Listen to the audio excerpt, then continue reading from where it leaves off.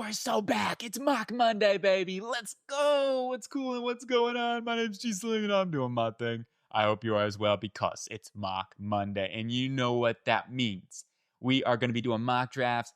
On Mondays, I like to do simulators, and that means we're going to be sprinkling in some trades where we can, and it'll be 1 to 2 rounds depending on what time frame of year. Maybe we'll sprinkle in a 3-rounder in here and there on Mondays, but for the most part, it's going to be 1 to 2 rounders, and then on Tuesday, we're going to be doing those picture template mock drafts that I like to create. Those will be your bigger mock drafts where it's like 2 to even 5 rounds, maybe even a 7-rounder at points, but that's really what we're going to be planning throughout the course of this. Now, here is the mock draft order that I set. Okay, so you can hate me for it for sure. Oh, going a little too fast there, but if you want to take a look at it, definitely feel free to take a glance and then hate me on it. Like, why did you put the Jets at number 8 overall? Any which way, I like to overreact. I thought the Jets actually looked pretty dang good too, and I'm a Jets fan, so it was interesting. Let's get into the mock draft here. The G-Men at number 1 overall. They could not protect Russ at all. I know Russ is going to get up front of the blame. What went on with that offensive line? Even though you didn't have AT, I get it, and that's a big part of it.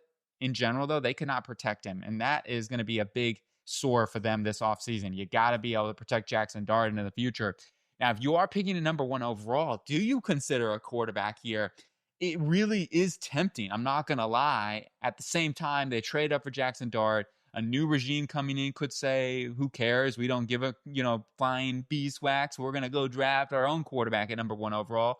And if there's a prospect on the board that you just can't pass up on, then it would make sense to do that. I'm not going to have Arch Manning in this draft for right now. I want to continue to watch him as he goes on and see what happens later down the line. Sometimes we might have him in there. But with that being said, I'm going to trade this pick. Maybe they try to recoup some more draft capital. And the team I'm going to trade with is sitting right here, the Cleveland Browns. I guess they are mind readers, those AI technologies, man. Number 3 for number 1. What is it going to cost? Well, at 22 might be the cost. I'll just be real. To move up those 2 spots, or 1 spot technically, really, I'm going to give up that first rounder for the Cleveland Browns to be able to maneuver. And it also might have to cost something else over in here. We'll throw in a 4th rounder, something like that. And let's go ahead and force that through. These trades are probably not accurate at this point, but for the time being, I'm going to let that deal go through. And then I'm going to be selecting a quarterback here. Now it gets very interesting. Which quarterback do you take? I'm going to go take the quarterback that...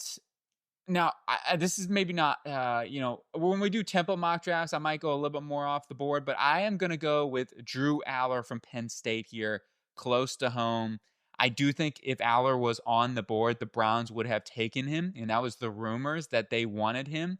So you might say, oh, well, you could just go and take him at number 3. I don't think a quarterback, they're going to take Drew Allar at number 1 or number 2, even though Carolina here at number 2.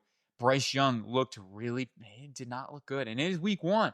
And we are overreacting. I think they're going to be looking at quarterback here. But going back to this pick over here with the Cleveland Browns, I like Drew Allar a lot. I feel like he's gotten better and better. And while there's still some areas he needs to get better at, I think the arm talent, the overall poise that he's shown in the pocket has made significant strides, and the accuracy department is coming along. It's getting better. The fundamentals, the footwork has gotten better and better. And I really like Allar. I love quarterbacks too that come back, even though they could be first-round picks. You look at guys like Justin Herbert, the Patrick or the Peyton Mannings of the world, where they say, I want to come back and finish my degree, and I want to go for another year of college football because I don't really care so much about the money. I want to just be, even though I'm sure he gets plenty of NIL money, and nowadays it doesn't matter as much as it used to. In general, though, I still like guys who forego and they come back to try to get better. And I think Allar has gotten better. And so far through these past couple of weeks, even though he hasn't played anybody just yet, he's looked great. And going into last year, I thought he was excellent too. He's my number 1 quarterback. So there's a little bit of a bias with that too. But I'm going to go and take him here. Close to home. Drew Allar, an absolute beast, can let that thing rip in the cold too. And that is a factor. It definitely is a factor. Carolina, I am taking a quarterback here. And for the Carolina Panthers, we're going to go take Garrett Nussmeier, the quarterback from LSU, the gunslinger. And he looked great, of course, in week 1 versus the Clemson Tigers. Have not watched him in week 2 just yet, but I'll have to definitely turn on that film. And it seemed like the stat line wasn't amazing, but he definitely can read the field. He's that pocket passing quarterback. I do think he lacks the overall crazy physical traits, and that's going to be something that's hotly debated. And I don't disagree with that. And the decision making has been a problem for Garrett Nussmeier. We need to see a full sample size with Nussmeier. So I'm going to go take Garrett Nussmeier here. He is not maybe my number 2 quarterback on the board, but I do think he is a very polished quarterback in a lot of areas, and a lot of things that the way he plays translates to the NFL game. Now, once again, as I said before, when we get into the template mock draft, we might go with some more players that are maybe more of my guys and things like that. But I do, hey, Nussmeier is a good football player. I keep hitting this one tab. I'm still getting used to this whole mock draft simulator from PFF over here. It's a little bit different. I don't know. This is on the Mac, and on PC, I feel like it's different too. Now with the Giants, though, we traded down at number 3. And with this one, I can't avoid offensive line, even though Caleb Downs, Peter Woods, really good football players. I'm still taking an offensive lineman because it's just such a big area of need. And maybe free agency, they go out and they sign a big-time player. I don't know at the moment, but I'm taking Francis Mauigoa from Miami, the Hurricane, the right tackle. I really like Mauigoa. I think his film is fantastic, and he's strong as a bull. He's one of the strongest offensive linemen in this draft class. The dude just doesn't, even though his leverage isn't perfect right now, you can't run him down because he's just so dang strong. So let's go ahead and let's lock it in, man. Let's go get ourselves a bull over at right tackle to be that AT on the opposite end. And then at number 4 for the New Orleans Saints, and yes, Rattler did play really well. I still wouldn't. Yes, you have Tyler Shuck in the wings. I'm still going to take that chance on a quarterback. LaNorris Sellers has not looked amazing through the first couple of weeks. He's got the traits, though, and he's had some flashes. Don't get me wrong. Like, you still see LaNorris Sellers. The guy is an escape artist, Houdini. He breaks off tackles. It doesn't really matter. You better be Ray Lewis to bring this guy down. The physical traits are oozing. He's going to get the Anthony Richardson treatment. He reminds me a lot more of Cam Newton style of player. LaNorris Sellers, a very fun prospect that has the elite tools with some question marks with his accuracy, decision processing more is the big thing. Anticipation. Those big areas need to get more checked off as the season goes along for me to feel comfortable with LaNorris Sellers being a locked-in first rounder at the moment.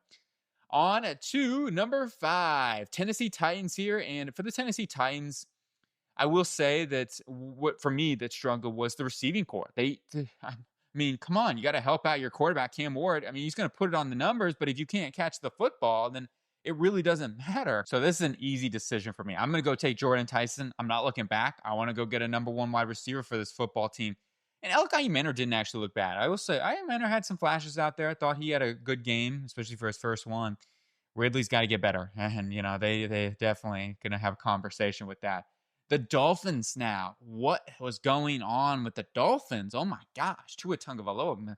Indianapolis Colts, I don't know if this is their defense or Tua's washed at this point. I don't want to say that because I love Tua, man. I really root for him. At the end of the day, though, will they consider a quarterback here at number 6? And I would have guessed that the regime change would happen if they're picking at number 6. It's funny, too. I've got all 3 AFC. Well, not all 3. Well, there are these 3 AFC teams except for the Buffalo Bills. So every team but the Buffalo Bills in the AFC East picking back to back to back over here at this point. It was kind of an interesting one. But with the Dolphins pick, I'm not going to overthink things. I'm going to go take arguably the best player in the draft and Caleb Downs. They need secondary help here.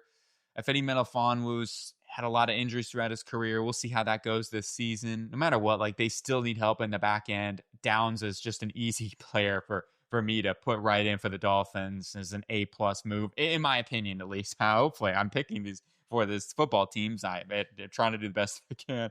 New England, though, at number 7. The Patriots, what did they struggle with in week 1? I felt like they didn't get enough pass rush. And that, to me, is going to be the area that I look to go at. And the number 1 pass rusher, to me, is still on the board. I'm going to go Reuben Bain Jr. from Miami. Let's go juice it up a little bit over here. Let's get more pressure on the quarterback, take a little pressure off the secondary. Yes, Gonzalez was not there this week. That definitely hurt them. At the same time, I thought Alex Austin actually played a pretty good game. Marcus Jones did get beat a few times here and there. I think that adding more pass rush, though, is going to be the key for this football team, and Bain has been fantastic here. Let's go lock that in. For the New England Patriots, the New York Jets now are on the clock at number 8 overall, and for the New York Jets that are new, and Justin Fields really impressed me. I thought him and that Garrett Wilson connection was insane, and Breece Hall was awesome. And Jets fans, hear me out on this. Olu Fashanu is an elite left tackle. He played fantastic. I really was so excited to watch Olu Fashanu. I thought he played brilliant versus TJ Watt and Highsmith, who's one of the best spin movers out there in the league, was not fooled. Armin Embu, he got a lot of chip help through the game, but I was also pretty impressed with that. Now, with this one for the Jets, quarterback, I'm not taking a quarterback here this time. I'm going to go take Peter Woods. I'm going to go take defensive tackle for the Jets and have that 1-2 complement with Quinn Williams, who was a beast as well. I will say Quinn Williams was really, really good in that game. But I'm going to go take a nice running mate with Peter Woods to get that 1-2 punch on the interior, just beef up the trenches a little bit more for the Jets. On to the Raiders here at number 9.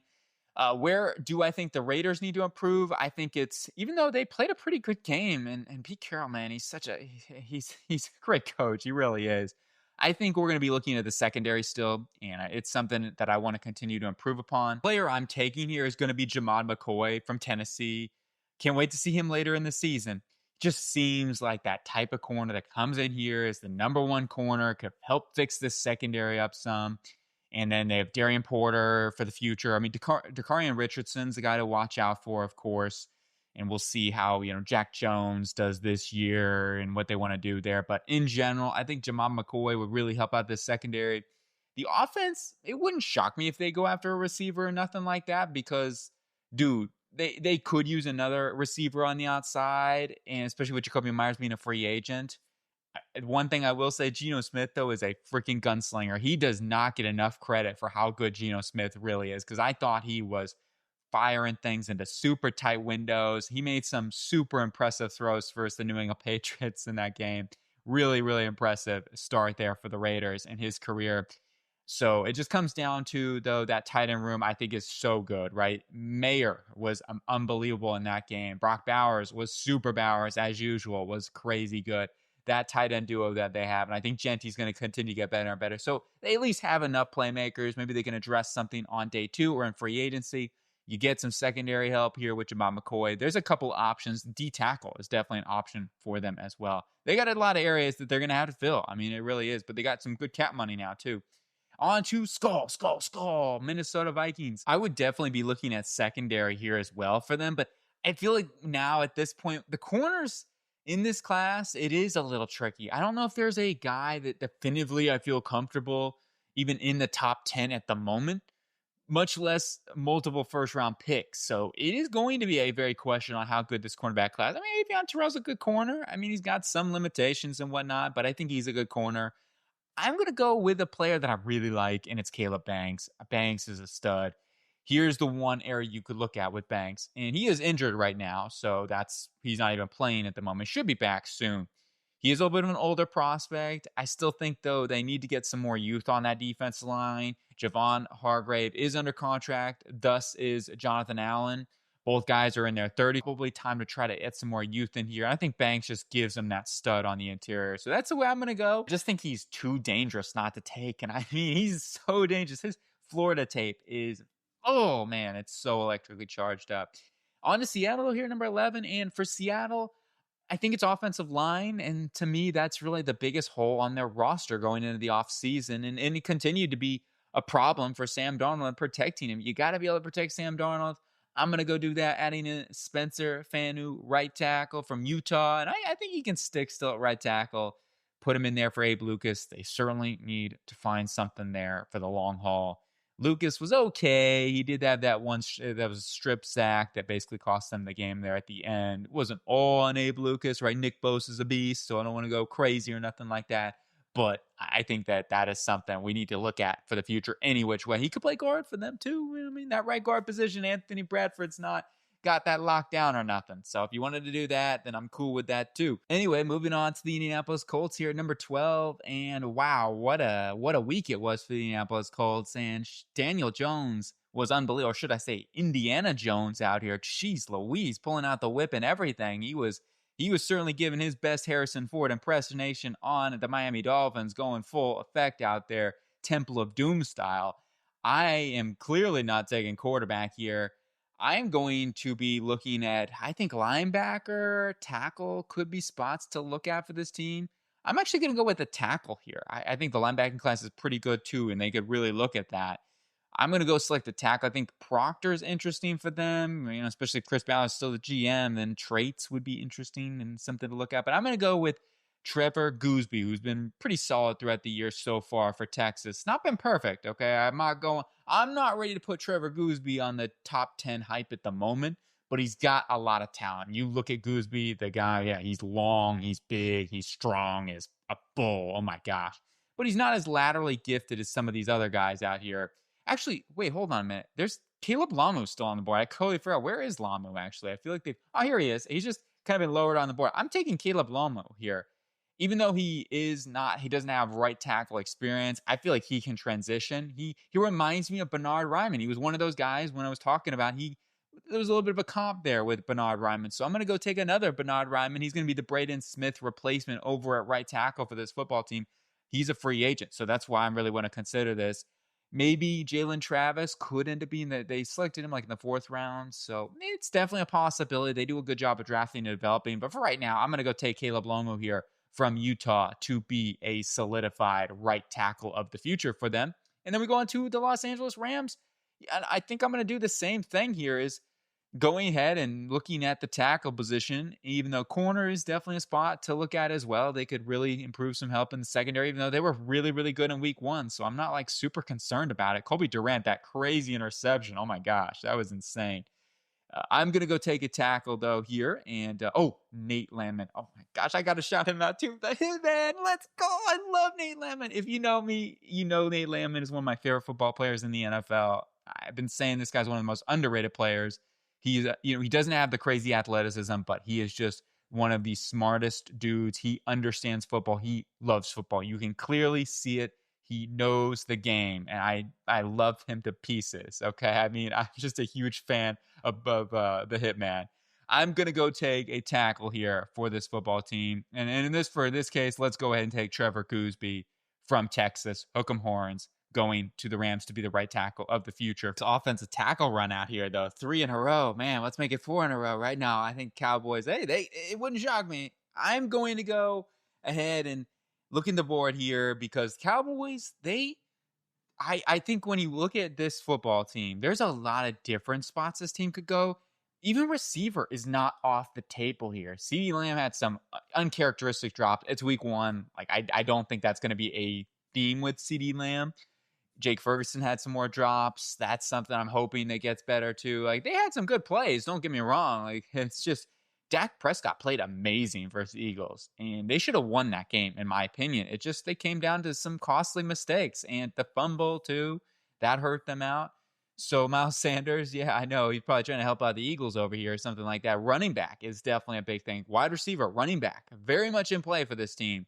And defensively, I think safety. It still wouldn't shock me if they win another edge rusher because Donovan Ezraku, Marshawn Nealon, they're really only 2 edge rushers, I believe, under contract, even though both, a lot of promise. Ezraku, I saw him Ezraku. Nealon, I saw already making a big-time play, a couple of big-time plays in the Eagles game and had a big sack too. So, and Ezraku can get some pressure. I'm going to go ahead and take another pass rusher here and somebody who gives him some inside-out versatility. I think he's just kind of the best player available on the board. It's Keldrick Folk from Auburn. A lot of tools, a lot of traits. This guy could end up going top 5 if he puts it all together. And I do think he's a little bit more put together even than like Mikael Williams was last year. He is going to be a little bit of a tweener in that regard. I think he's definitely a full-on pass rusher, though, that can play on the inside and do different sets of roles and stuff like that. But for me, just let's go ahead and beef up the trenches some more. I don't necessarily think they have to go edge rusher or anything first round. I'm just saying, like, he's the best player available. That's the way I'm going to go. I'm not going to force one of those other picks. When I think we can get a running back at the top of the second, or even with the middle of the second with one of their picks, or they could go after a running back with their second first-round pick, or a wide receiver, or whatever, right? Safety, you name it. I think there's some better value there comparative to the edge rushers, maybe where they fall off a little bit. Denver at number 15. I think the Broncos, Bo Nix has to play better. That's going to be a big thing. Got away with some things, but yeah, he's got to play better in going forward into the rest of the season. Things that I would be liking for this football team to improve upon. Defensively, they're very good. I mean, the defense was fantastic, so I don't really see that they have to improve on the defense a whole ton. I thought they did a really, really good job. So I'm going to try to add some more oomph in here on the offense side of the ball for this football team. And I'm going to go add another weapon in here. I'm going to go add in a guy that is going to help them out in regards as a route runner. And that's going to be Mekhi Lemon, something that maybe they're lacking in this offense. They've got speed. They've got big play or big, high point ability and your X wide receiver. Now they need that route runner in here. And that's why I like Mekhi Lemon for this football team and just make a lot of sense for what they need in terms of that receiving room. And then on to the Bengals here at number 16, where I just felt like they were trying to give that game away. And maybe they got to go pay off the Cleveland Browns kicker or something like that. But man, oh man, they were pushing that one to the brink. When I was watching, I'm like, the offensive line, you're going against Myles Garrett, who had some dominance moments. And I do think Orlando Brown struggled big time. I thought Fairchild played excellent. I'm so excited. I love Fairchild. He played better than Ratledge. I know Ratledge got a ton of hype. Fairchild was really good. Had like 1 or 2 reps where he kind of got beat and not even like that bad. Like he was really good in my eyes through watching the game. I really like Fairchild. So the right side, on the other hand, Mims was okay. I thought Mims was pretty good. Now, I do think Patrick, they could look at an upgrade there. So possibly a guard, tackle, combo, whatever you want to look at here. I really would not hate them trying to invest in the future at left tackle. That's definitely an option for this football team. Maybe you draft somebody that can play guard early on and then being the long-term left tackle.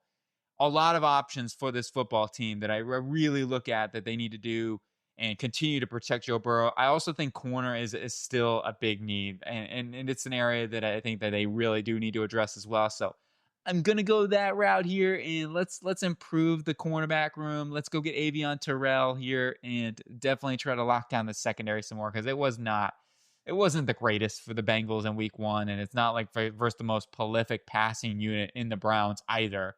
So I do think they got bailed out by a couple of drops and the missed field goals and stuff like that. Fanning's a beast, though, for the Browns. To the Cardinals here at number 17. It was a fun game. A better game than maybe I think a lot of people we were all expecting maybe more of a one-sided game.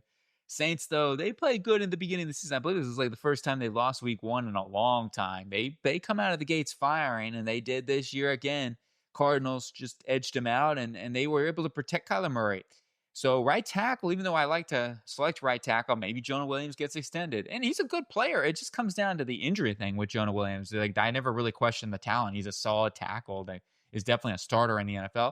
In this case scenario, though, I'm going to go a different route. I'm going to add a wide receiver because I do think they still need another weapon besides Trey McBride and marvelous Marvin Harrison. And Marvin Harrison had a really good game.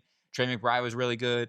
Let's go ahead and add one more piece. And I want to add in, like, for me, I'm going to go add another guy with some speed in here. Now, 2 guys come to mind. I think Singleton, Chris Bell. If you want a little bit more size, Chris Bell would really fit that bill. If you want more just like straight on speed and explosiveness and, make you look silly, that's Eric Singleton. I'm going to go with Chris Bell. I think he is like A.J. Brown level clone. So you put him and Marvin Harrison on the outside. And then Michael Wilson is your third option. Obviously, Trey McBride would be your second, third option, whatnot. And I think that'd be an insane group. So I'm going to do something a little bit different because I'm probably going to be mocking a right tackle quite a bit for this season. But I do think wide receiver is definitely in play for this football team. On to the Houston Texans now here at number 18. Protecting C.J. Stroud is still a problem, clearly, and it's something that I'm hoping that as the season gets going and they start protecting him a little bit better, and with that youth, Ariante Irishry's got to play a little bit better. He played better as the game went along, I thought, but there were still some moments there. I am going to be taking a look at either defensive tackle, which I think is still a need for this team. They need to get younger there. I think Christian Miller would make a lot of sense for this football team. Another area that possibly this team could look at too, besides offensive line, it wouldn't shock me if they like pulled the blue moon and went after a running back. Like it really wouldn't surprise me. It's something that is in play. So don't be surprised if they go that route. For me though, I'm going to go ahead and take a defensive tackle. I just feel like it's such a big void. Like they need some youth there. Let's go for the upside here on Christian Miller from Georgia. And then on to the Chicago Bears here at number 19 overall. And the Bears going to be playing here. It's going on right now, I'm sure. And this is a team that obviously very, very talented. They have improved a lot of things. In terms of needs going into the next season, I would say Don't be surprised if offensive line still is going to be something they look at, but I don't know if it's a first round thing at the moment. I would say you're looking more or less at defensive line, possibly another edge rusher maybe. But for me personally, I love going linebacker for this team. I think they're going to get cheaper at linebacker. Tremaine Edmonds, unless he has a phenomenal season, I do have a feeling they're going to move on from him and try to get cheaper at the linebacker position because you're paying over $30 million for 2 linebackers. It's a lot of money. So it's not like they don't have the money or nothing. I just think that's definitely a possibility. Safety could also be something to keep an eye on. I think those are the 3 key positions that I'm going to be looking at, maybe offensive line too, but that's going to be something I want to see throughout the season. I'm taking one of these linebackers. This linebacking class is pretty sick. It's nasty. You got CJ Allen, you got Anthony Hill, you got Sonny Styles, you got Harold Fanning, you got Arvell Reese, who's coming out of nowhere, the Ohio State Buckeye. I mean, the Buckeyes linebacking core is the best in the NFL, or sorry, in college football. I'm taking Sonny Styles from the Ohio State University. I love Sonny Styles. He was a guy that last year I was, going crazy on. And so there's some bias here with Sonny Styles. I think both of these guys, Allen, Hill, and Reese, and Harold Perkins, all really good players. So if you like one of those guys, I totally understand. But for me, Sonny Styles, he takes the cheese here. Anthony Hill, too. I love Anthony Hill. Oh, my gosh. There's some great linebackers. And that's why I'm going to get in on this class because I think there's like 3, maybe 4 first-round linebackers at this point that I feel pretty good about. Pittsburgh Steelers, Aaron Rodgers, I still think he's probably going to be looking to retire after this season, okay? So it's not going to stop me from drafting a quarterback. So that's why I'm going to be drafting a quarterback. Johnny Mateer is a fun player, but I'm going to go take Carson Beck from Miami, the Hurricane. I thought he played a stellar game versus Notre Dame. He was a guy I'm higher on, too, than consensus going into the season. I just feel like Beck got really underrated because of last season in Georgia. But you go back and really dive into the film, they had the most drops, I believe, in out of all the big teams and whatnot. Not even just in the big teams. I think in college football in general, I feel like they had one of the highest drop rates, period. Beck played better than people give him credit.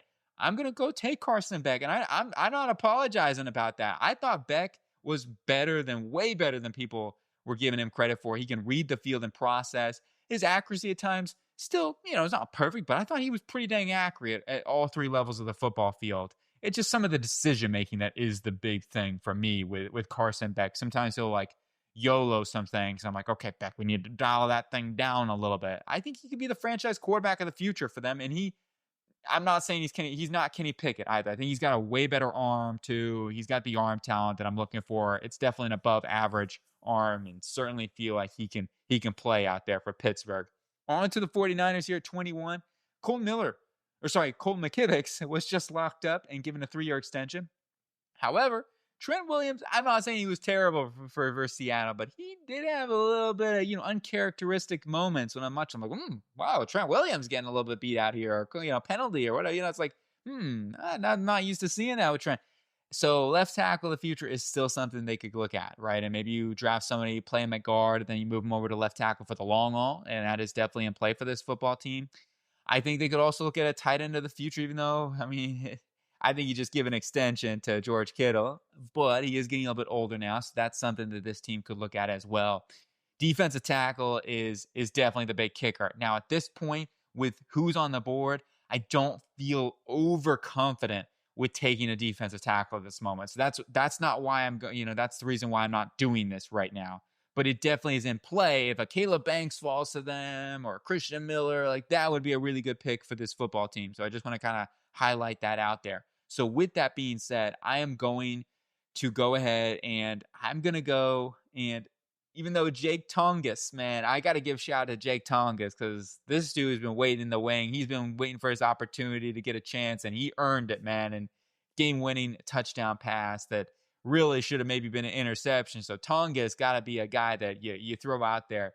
I am going to draft somebody that I think would be a dream fit for a Kyle Shanahan offense. Kenyon Sadiq, with his crazy athleticism, his crazy yak ability, just seems like a dream fit. He can use him like a Deebo Samuel meets juice check sort of role. I don't know. You can get creative, but it's if there's one fit that I love in this draft class, it's Kenyon Sadiq to the 49ers. So that's where I'm going to go here. Take Kenyon Sadiq, maybe a little bit of a different approach there with this one. Giants back on the clock. Remember, we traded down. The one trade we had in this draft. We're going to do more trades as we get into this. At the start, we're going to probably start a little bit slow with it, but we'll definitely build on more trades as things goes along. With the New York Giants back on the clock, remember, first pick, we got an offensive tackle. We got Francis Maui-Noa. And now what I'm going to do is I'm going to go ahead and take a look at adding some defensive help here or some offensive line. Like, those are the two areas. So I'm going to say BPA between the two. But for me, that is going to be taking one of these linebackers. I'm going to go with Anthony Hill. It's just a guy that every time I turn on to Texas games and stuff, it's like Anthony Hill. He's always making plays. I'm just a huge fan of Anthony Hill. Now, here would be the one complication of this, and I get the pushback because Bobby Okereke, Mike McFadden are under contract. It's tough because Okereke, if he has a season like he did last year, then I think they'll move on because they could save close to $10 million. It really is going to come down to how he plays this year and whether they're going to keep him or not. And Okereke is a good football player, so it's going to be very interesting. And Anthony Hill is maybe not like an Okereke replacement. They are different football players. So if you're looking for more of that, then maybe a CJ Allen would make a little bit more sense, or there's possibilities like an Arvell Reese would be a fun one too. Like the dynamic athlete that he is, like that guy's insane of athletic profile that he brings. But Anthony Hill, man, I'm a huge fan of him. So it's just something a little bit different. I think a safer pick for that spot would be something like going after maybe either another offensive lineman, maybe a Connor Lew. You go ahead and replace John Michael Schmitz at that point because I feel like John Michael Schmitz continues to just be struggling and whatnot. I didn't see, I thought he struggled in versus the Commanders as well. So that's something in area two. Just trying something different here for the Giants with that little extra pick that we got. So a little bit of fun pick is the way I look at it here. Detroit Lions at number 23, pass rush. I didn't see any pass rush. That's the thing. Like, it was non-existent. I felt like Jordan Love was back there like, okay, let's see here. What am I going to do tonight after this game? Maybe Call of Duty sounds good. Nah, you know what? I think I'm going to do 2K. You know what? I'm going to order some pizza too. Let me go call Papa John's real quick. Better ingredients, better football. Yeah, we got to get more pass rush for this football team for the Detroit Lions. Like, seriously, that is what I'm doing. I'm going to Alabama. It's worked for this football team. I'm taking LT Overton. He's a top 15 player in the draft class for me. Love LT Overton. That's an easy pick as any in this draft for me. Chiefs, same thing. Where was the pass rush? I want to add more. We're going to do that right now. We need to bolster this pass rush unit right now. So I'm going to do that, and I'm going to go ahead and let's see here. I think I'm going to go ahead and get TJ Parker from Clemson. Dude still has a ton of upside. Just continue to show more pass rush moves. I think he can put it together this season.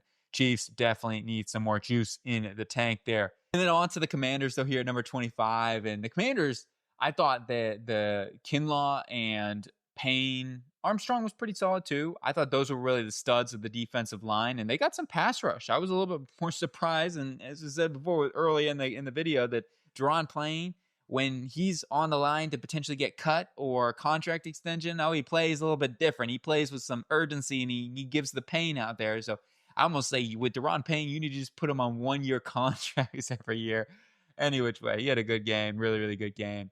Offensively wise, I thought Josh Conley played pretty solid, especially for his first outing versus Brian Burns and KT. Like, you got some really good pass rushers out there, okay? I mean, obviously Abdul Carter too. So, like, I thought he did a pretty good job. He did get beat a couple of times in general, though. I thought he had a pretty dang good game and a good outing. So, their offensive line, maybe a guard could be something, but with Samuel Crosby coming back next season or even at the end of this season, that should help out too.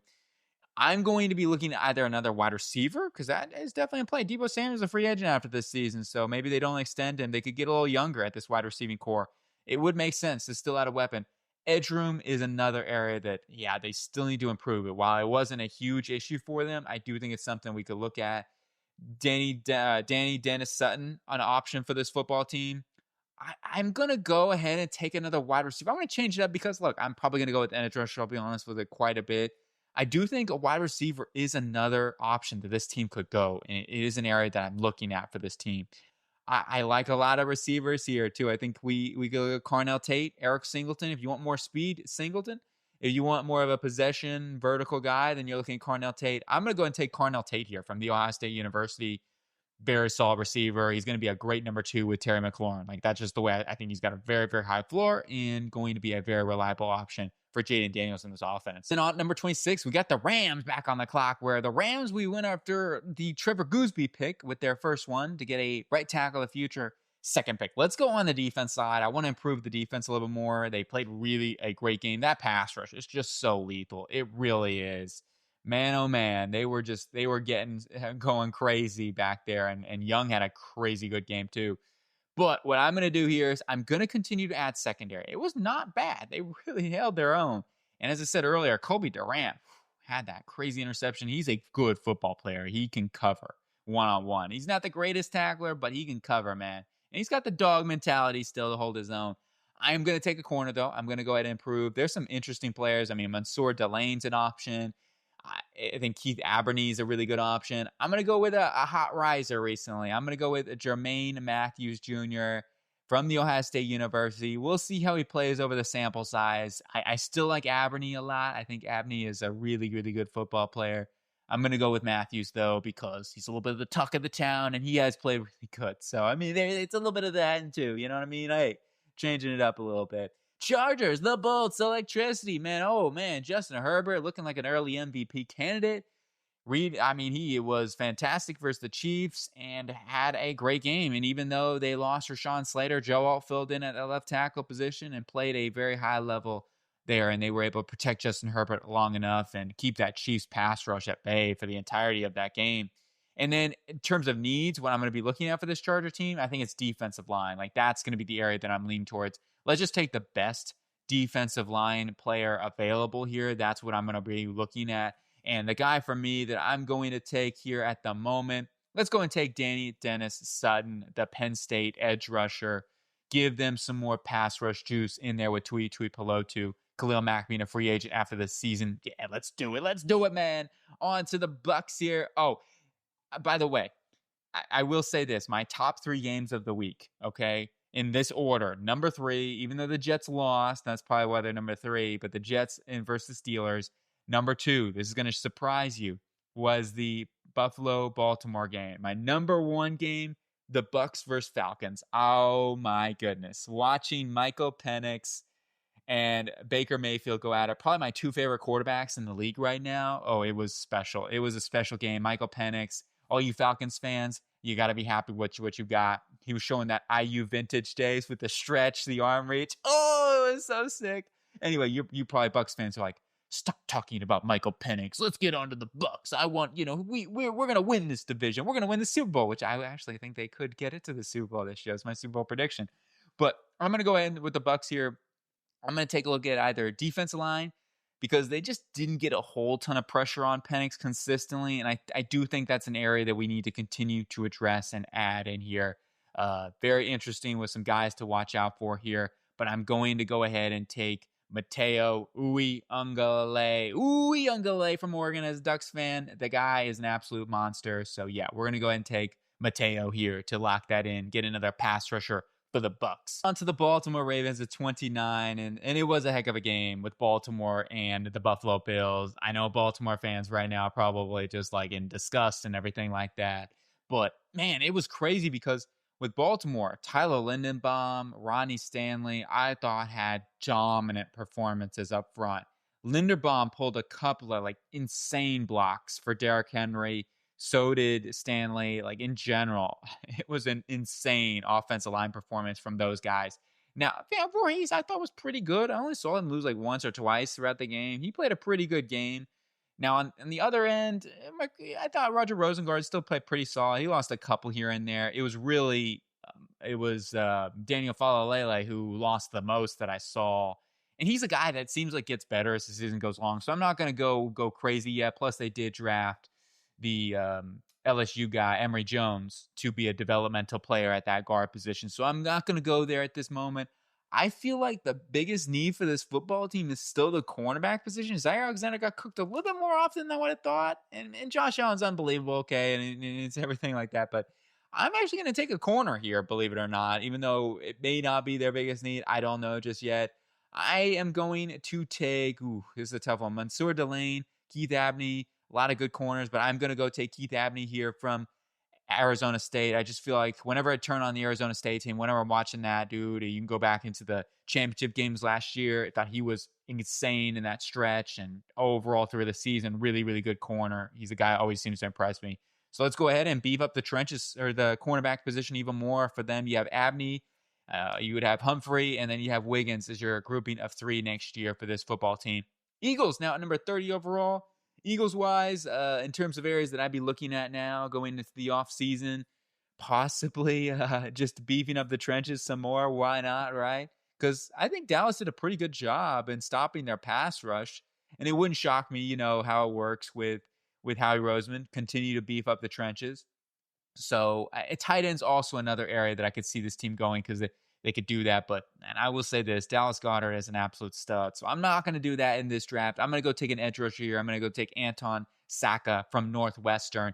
A lot of physical traits. You look at the guy has that insane speed to the edge and some decent bend as well to turn the corner. So let's go ahead and add some more dynamic pass rush there.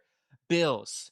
I'm going to add in offensive line, even though it was good. They were good. It's just you look at the future free agents between McGovern and Edwards. I'm going to go ahead and youthify a little bit more there, and I'm going to go and add a Connor Lew. I think the value at this point just makes too much sense. He can be their long-term center and maybe their Mitch Morris of the future. And yeah, let's go and lock him in. Lew's a great prospect. And then at the final pick, the Dallas Cowboys, finishing up a crazy mock draft. Let's go ahead, and even though first pick we had an edge rusher, I just want BPA, went after Keldrick Falk. Now let's make things interesting. I'm going to go and add in my number 1 running back here. They do need, even though Javonte Williams was pretty dang good for them in week 1, I think they could element, that add in that dynamic runner. I'm going to go get my number 1 running back, Jonah Coleman, the Washington Wild, man. He runs wild, dude. I am a huge fan of Jonah Coleman. This guy has power. He's got enough explosiveness. People don't give him enough credit for his athleticism. I think he's a better athlete than what he gets credit for. So here it is, our draft, our mock Monday. Let me know what you think, agree or disagree. We only have 1 trade in this one. As I mentioned before, I want to start spicing up more trades as we get along. I just wanted to start with 1, and then we'll get going more and more. So just give you a little recap of the draft. Definitely feel free to pause it and criticize me, for your football team, this and that. I get it. There's so many options, especially early on the season. I'm still working through film myself. So, there's a lot to do, a lot to go around.